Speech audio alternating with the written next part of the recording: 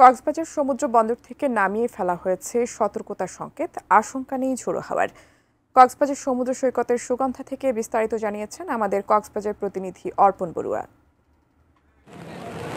এই মুহূর্তে কক্সবাজারে গুড়ি গুড়ি বৃষ্টি হচ্ছে, যদিও আবহাওয়া অধিদপ্তরের পক্ষ থেকে বলা হয়েছে কক্সবাজারে যে ঝড়ো হাওয়া বয়ে যাওয়ার সম্ভাবনা ছিল সেটি এখন নেই, এবং কক্সবাজার সমুদ্র বন্দর থেকেও ৩ নম্বর সতর্কতা সংকেত নামিয়ে ফেলা হয়েছে।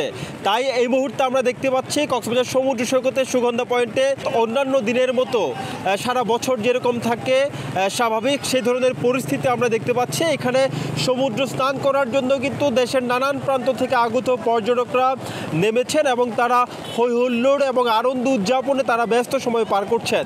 এখানে যারা লাইফগার্ড কর্মী রয়েছেন তাদের সাথে আমরা কথা বলেছি, তারা আমাদেরকে বলেছেন যে এই মুহূর্তে সমুদ্র অনেকটা শান্ত, তাই পর্যটকরা সমুদ্রে নামছেন। তবে যারা নামছেন তাদেরকে বলা হয়েছে যে তারা যাতে আসলে সমুদ্রের গভীরে না যায় সেজন্য নির্দেশনা দেওয়া হয়েছে।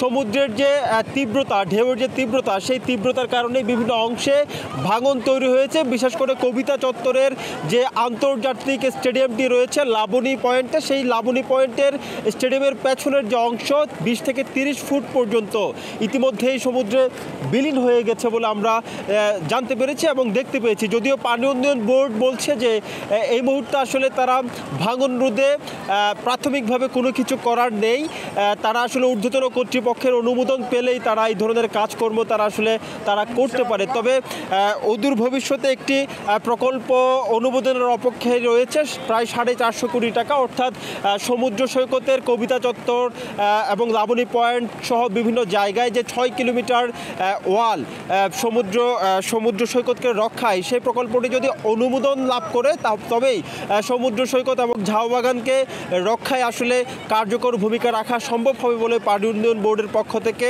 জানানো হয়েছে। সুগন্ধা থেকে এটুকুই ছিল এখানকার সবশেষ।